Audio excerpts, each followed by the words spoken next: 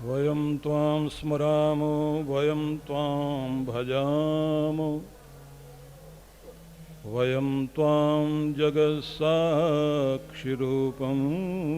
नमामः। सदेकं निधानं निरालम्बमीशं भवाम्बोधिपोतं शरण्यं व्रजामः। श्री परमात्मने नमः। अर्चनीय वंदनीय प्रातस्मरणीय पूज्यपाद बापूजी, इस पवित्र तीर्थ को गरिमा प्रदान करने वाले और तीर्थों की एक परिकल्पना को पृथ्वी पर उतारते हुए जिन्होंने कैलाश में, संगम इस भूमि में और ऋषिकेश की परमार्थ भूमि में तीर्थ की भक्ति धारा बहाई, ऐसे हमारे पूज्यपाद मुनि जी महाराज और इस सभा मंडप में उपस्थित सभी धर्म प्राण प्रेमी सज्जन, मातृशक्ति, हम सब की आंखें आज जिन अध्यात्म के शिखर पुरुष को देख रही हैं, ये स्मृतियां हमेशा हम सब के हृदय में रहेंगी कि हमने पूज्यपाद मुरारी बापू को देखा, उनको सुना, उनके प्रसंग हृदय में धारण किए। वो ऐसे थे, ऐसे बात करते थे, ऐसे हृदय में उनकी भावनाएं, उनके शब्द उतर जाते थे। ये इतिहास आने वाले समय में सुनाया जाएगा, क्योंकि आप सब साक्षी बन रहे हैं अध्यात्म के इस अंतरिक्ष के ध्रुव तारक को जो आप देख रहे हैं।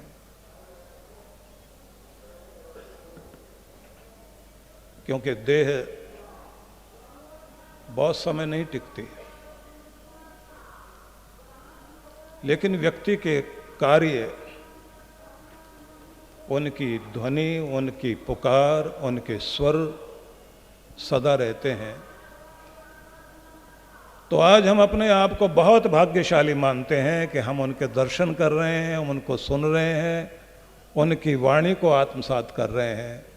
परमात्मा से प्रार्थना करता हूँ कि दिग दिगंत तक उनकी कीर्ति पताका इसी तरह से लहराती रहे और हम उनके मुखारविंद से महान वचनों को सुनते रहें। मैं आप सबसे निवेदन करना चाहता हूँ, इसी प्रयाग भूमि में कभी याज्ञवल्क्य के ऋषि और उनके सामने अनेक अनेक ऋषि मुनियों ने बहुत सारे प्रश्न किए थे। इसी प्रकार से 5000 वर्ष पूर्व ऋषि वेदव्यास के सामने भारत के अनेक ऋषि लोग इकट्ठे थे और एक संगम वाली चर्चा हुई। प्रश्न था के जघन्य, अभागे लोग कौन, गए बीते लोग कौन, केचित वदंति गुणहीन जनो जघन्य। कुछ ऋषियों ने यह प्रश्न किया कि दुनिया में सबसे अभागा कौन, तो कुछ ने कहा कि जिसके पास कोई गुण नहीं है वो संसार में सबसे बड़ा अभागा है। केचित वदंति धनहीन जनो जघन्य। कुछ ने कहा कि जो संसार में धन से रहित है वह अभागा है, गया बीता है। केचित वदंति बलहीन जनो जघन्य। जिसके पास शक्ति नहीं है वो दुनिया में सबसे गया बीता इंसान है। अंत में व्यास ऋषि खड़े हुए और उन्होंने कहा, व्यासो वदति अखिल शास्त्र गिराम प्रणेता नारायण स्मरणहीन जनो जघन्य। जिसको संसार में परमात्मा का नाम स्मरण नहीं है और उसकी भक्ति जिसके हृदय में नहीं है संसार में सबसे गया बीता इंसान यदि कोई है वही मनुष्य है।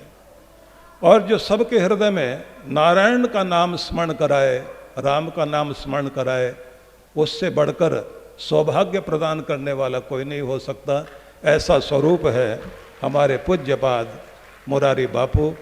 मैं देखता हूँ कि व्यास का ही एक रूप आज के इस युग में जिस तरह से राम रस को हृदयों में संचार करने के लिए वे कार्य कर रहे हैं, तो हमें दिखाई देता है कि ऋषियों की जो कल्पना हम लोग करते हैं ऐसे रहे होंगे, ब्रह्म ऋषि ऐसे रहे होंगे, कोई महर्षि ऐसे रहे होंगे, कोई राजर्षि ऐसे रहे होंगे। सबको मिलाकर अगर हम एक जगह देखें तो मुरारी बापू के स्वरूप में उनका रूप दिखाई देगा। इसलिए मैं एक बार बापूजी के साथ हम लोग जब गुजरात में वहाँ उपस्थित हुए थे तो मैंने उस समय कहा था कि मैं देखता हूँ कि जब पर्वतों की ओर चलते हैं बहुत सारी चोटियाँ दिखाई देती हैं, किसी में कोई सिद्ध दिखाई देता है, और चोटी पर जाएं तो कोई तपस्वी दिखाई देता है, और ऊंची चोटी पर जाएं तो कोई ऋषि दिखाई देता है, और ऊंची चोटी पर जाएं तो कोई महर्षि दिखाई देता है, और ऊंचा जाएं तो कोई ब्रह्म ऋषि दिखाई देता है। एक ऊंची चोटी पर मुझे एक ऐसे व्यक्तित्व का दर्शन होता है जो हर एक हृदय में भगवान का नाम गुंजार करते हुए तप कर रहे हैं, और वो तपस्वी, वो ज्ञानी, वो ध्यानी, वो सब के हृदय में प्रेम रस संचार करने वाले एक शिखर पुरुष अगर हिमालय की उच्च शिखर में देखूं तो मुझे पूज्य बापू जी दिखाई देते हैं। ग्रंथों में अगस्त्य मुनि ने तीर्थों की चर्चा की और आध्यात्मिक तीर्थ की बात की। जैसे भर्तृहरि ने एक आध्यात्मिक परिवार की चर्चा की। भर्तृहरि ने कहा कि एक परिवार छूट जाए लेकिन दूसरा परिवार नहीं छूटना चाहिए। दूसरा परिवार उन्होंने कहा धैर्यम यस्य पिता क्षमा च जननी शांति चिरम गेहिनी, कि आपके सारा परिवार छूट जाए, मोह से आसक्ति से आप दूर हो जाएं, लेकिन आपका पिता धैर्य आपके जीवन में जरूर रहना चाहिए। धैर्य को कभी नहीं छोड़ना। धैर्यम यस्य पिता क्षमा च जननी, और माँ है क्षमा। शांति चिरम गेहिनी, शांति पत्नी है।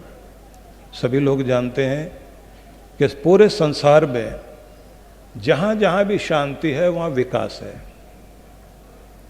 जिस घर में शांति है उस घर का विकास चल रहा है। जिस मन में शांति है उसकी सेहत अच्छी रहेगी। जिस कंपनी में शांति है उसका विकास होता रहेगा, और जिस प्रदेश में शांति है उस प्रदेश की उन्नति होती रहेगी, और जिस देश में शांति है वो देश आगे बढ़ता रहेगा। और जहाँ शांति नहीं है वहाँ विकास हो ही नहीं सकता। तो शांति को माना गया है वो चिर संगनी होनी चाहिए, उसे कभी भी छोड़ना नहीं चाहिए। ये परिवार बताया गया। लेकिन मैं आपसे निवेदन करना चाहता हूँ, अगस्त्य मुनि ने जब तीर्थों की बात आई उन्होंने कहा बाहर वाले तीर्थ में चले भी जाओ लेकिन अंदर का तीर्थ जरूर आपके भीतर जागृत होना चाहिए। अब वहाँ पर उन्होंने जो चर्चा की है, सत्यम तीर्थम दानम तीर्थम दमः तीर्थम, तीर्थम दया आर्जवम, दया तीर्थ है, सरलता जीवन में तीर्थ है। अब इन सब चीज़ों को अगर मैं जोड़ना शुरू कर दूं तो मुझे तो दिखाई देता है कि महान पुरुषों के नाम के आगे तीर्थ लगाया जाता है, और विशेष रूप से साधु परंपरा में कोई पुरी है, कोई भारती है, तो कहीं तीर्थ भी है। लेकिन यहाँ नाम के आगे तीर्थ नहीं लगा हुआ, लेकिन वास्तव में तीर्थ स्वरूप ही हमारे बापूजी हैं।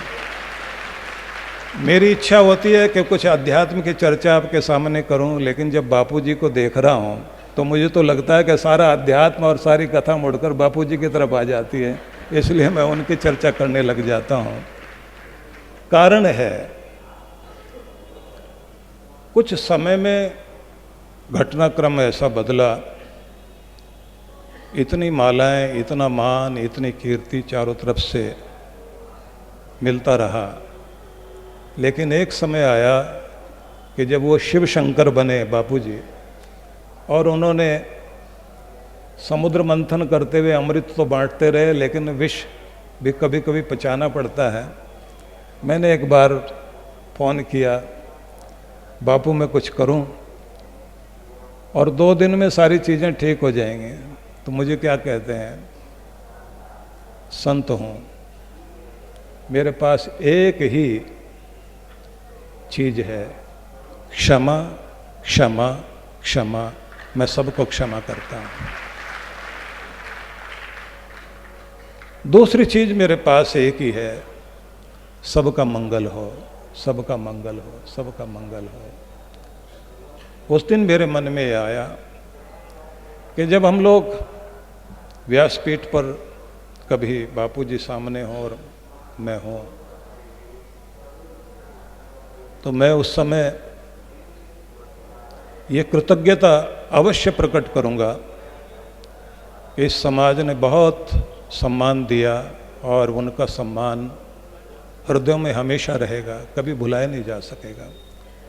लेकिन इस समाज में एक बात जरूर होनी चाहिए, हमें ये महसूस कराना चाहिए कि बापू हम आपको समझते हैं, बापू हम आपको अपने हृदय में धारण करते हैं, बापू आप हमारे सिरमौर हो, बापू हम कभी आपको भुला नहीं सकेंगे। ये हमारे हृदय से आवाज निकलनी चाहिए।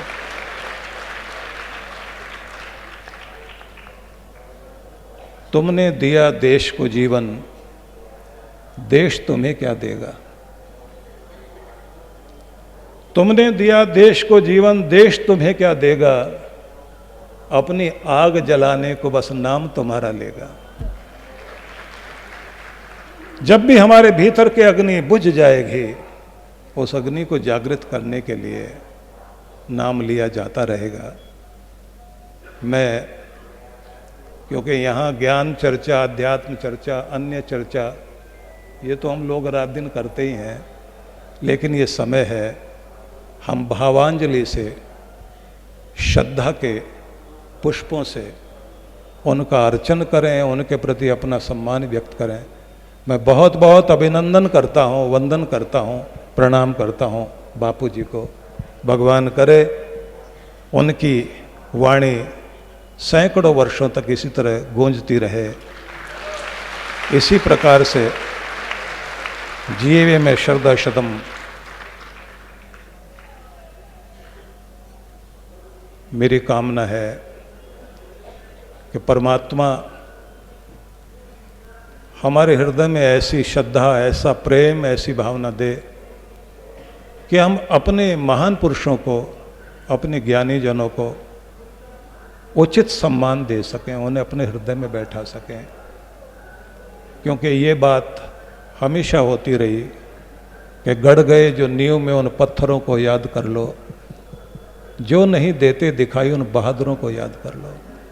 न जाने कितने कितने लोग, जैसे माननीय मुनि जी कह रहे थे कि ऐसा हमारा 500 वर्षों के संघर्ष के बाद ये दिन देखने को मिला। भगवान रामलला अपने दिव्य भव्य नव्य स्थान में वे पधारे।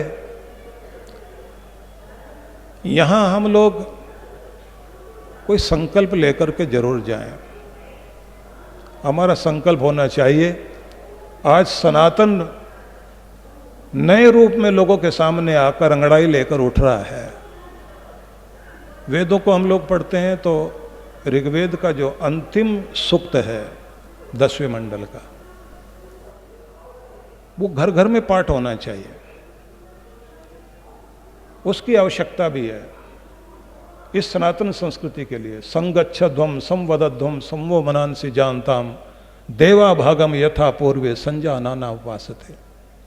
कि आओ, जिस तरह से हमारे ऋषि मुनियों ने, ज्ञानियों ने, ध्यानियों ने, तपस्वियों ने, सिद्धों ने, साधकों ने जीवन के आदर्श को ऊंचा उठाने के लिए कार्य किया कि एक स्वर में मिलकर के, एक ध्वनि के साथ, एक मत होकर, एक मार्ग पर सब इकट्ठे मिलकर चलना शुरू कर दो। संसार तुम्हारी तरफ देख रहा है। अब युग तुम्हारा है, केवल तुम्हारा। अब युग सनातन का है, अब सनातन संस्कृति का युग है।